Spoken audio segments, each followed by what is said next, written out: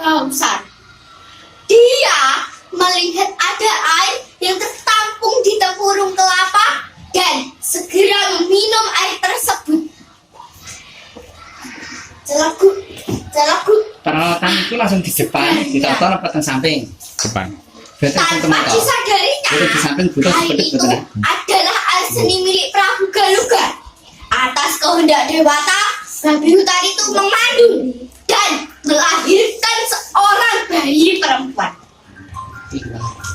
Prabu Galuga tengah berburu di tempat yang sama dan mendengar tangisan bayi di dalam hutan.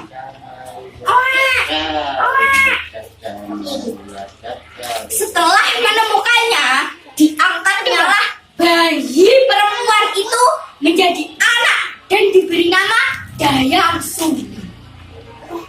Dayang Sumbi telah tumbuh menjadi perempuan yang sangat cantik wajahnya.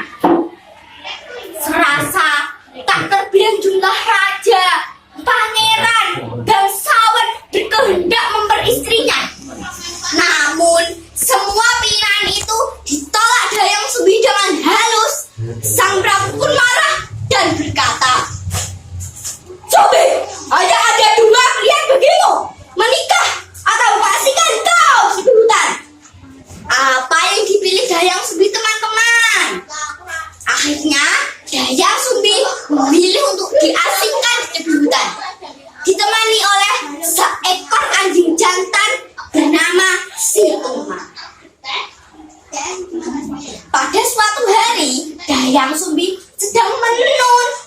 Peralatan tenunnya pun terjatuh. Ketika itu, Dayang Sumbi malas untuk mengambilnya.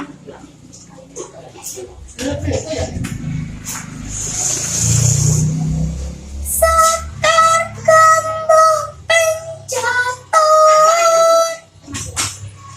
Akhirnya ia pun berucap, "Siapapun yang ingin mengambil peralatan yang boleh terjatuh itu, seandainya itu laki-laki, akan kujadikan suami. Jika perempuan, akan kujadikan saudara." Tak disangka, si Tumang mengambil peralatan tenunnya yang terjatuh dan memberikan kepada Dayang Sumbi. Kemudian Dayang Sumbi menikah dengan si Tumang yang ternyata titisan dewa. Si Tumang adalah titisan dewa yang dikutuk menjadi hewan dan dibuang. Dayang Sumbi mengandung dan melahirkan seorang bayi laki-laki. Dayang Sumbi memberi nama Sang Kuryang. Sang Kuryang telah tumbuh menjadi pemuda yang gagah dan tampan. Pada suatu hari, Sang Kuryang ditemani si Tumang kembali melakukan perburuan di hutan. Sang Kuryang berniat mencari kijang karena ibunya sangat menghendaki memakan dari kijang. Sang Kuryang melihat seekor kijang tengah merumput di balik semak belukar. Sang Kuryang memerintahkan si Tumang untuk mengejar kijang itu. "Ayo Tumang, kejar kijang itu!" perintah Sang Kuryang. Sangat aneh, si Tumang yang biasanya penurut ketika itu tidak mau menuruti perintah Sang Kuryang.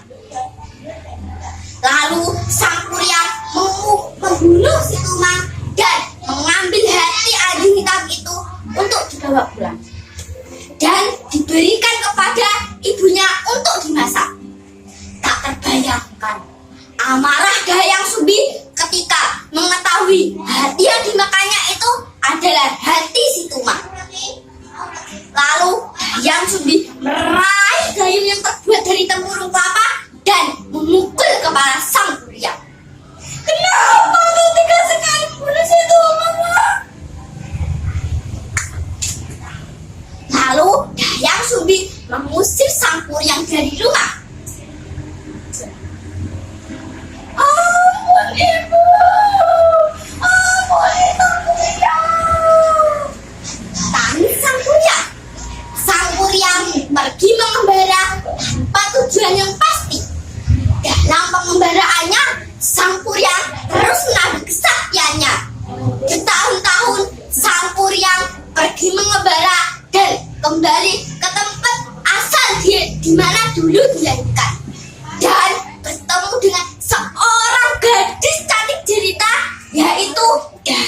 Sumbi. Dayang Sumbi tetap awet muda karena ia adalah keturunan bidadari. Sang Kuryang terpesona dengan kecantikan Dayang Sumbi. Sang Kuryang tidak menyadari bahwa perempuan yang ditemuinya itu adalah ibu kandungnya sendiri. Begitupun sebaliknya. Karena mereka saling jatuh cinta, mereka merencanakan untuk menikah. Pada suatu hari, Dayang Sumbi sedang mencari kutu di kepala Sang Kuryang. Dayang Sumbi melihat bekas luka yang ada di kepala Sang Kuryang. Dayang Sumbi menanyakan sebabnya. Jawaban Sang Kuryang membuat Dayang Sumbi terkejut. Kalau begitu, kau adalah anakku, Sang Kuryang. Oke, Dayang Sumbi. Tidak mungkin. Dan Sang Kuryang bersikukuh untuk menikahi Dayang Sumbi. Aku tidak. Kau harus menjadi istriku. Getak Sang Kuryang. Jika memang begitu kuat keinginanmu untuk menikahiku, aku mau kau memenuhi permintaanku. Apa permintaan yang kau kehendaki? Tantang Sang Kuryang. Aku ingin semua cinta yang dibeli jadi bandana, dan di dalam danau itu ada sebuah perahu besar. Engkau harus menyelesaikan dalam waktu 1 malam. Ayolah, akan memenuhi permintaanmu. Sang Kuryang segera bekerja untuk memenuhi permintaan Dayang Sumbi. Sang Kuryang memanggil para makhluk halus untuk membantu Sang Kuryang. Wahai para makhluk halusku, datanglah, datanglah. Terbit kecemasan dalam hati Dayang Sumbi ketika melihat pekerjaan Sang Kuryang hampir selesai. Dayang Sumbi mempunyai petunjuk. Dayang Sumbi lantas memukul lesu sehingga ayam jantan berkokok saat waktu masih malam. Tung, tung, tung.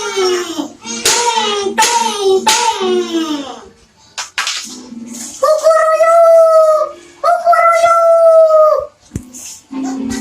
Para makhluk halus ketakutan ketika mengetahui fajar telah tiba. Para makhluk halus meninggalkan pekerjaannya yang belum selesai membuat danau dan membuat perahu besar. Para makhluk halus pergi. Sang Kuryang pun marah. Sang Kuryang lantas menendang perahu besar yang belum selesai hingga jauh dan jatuh ke telungkup.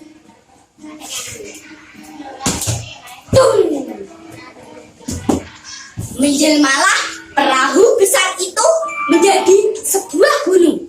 Kemudian diberi nama gunung Tangkuban Perahu. Demikianlah cerita yang dapat saya sampaikan. Semoga bermanfaat bagi kita semua. Akhirul kalam. Wassalamualaikum warahmatullahi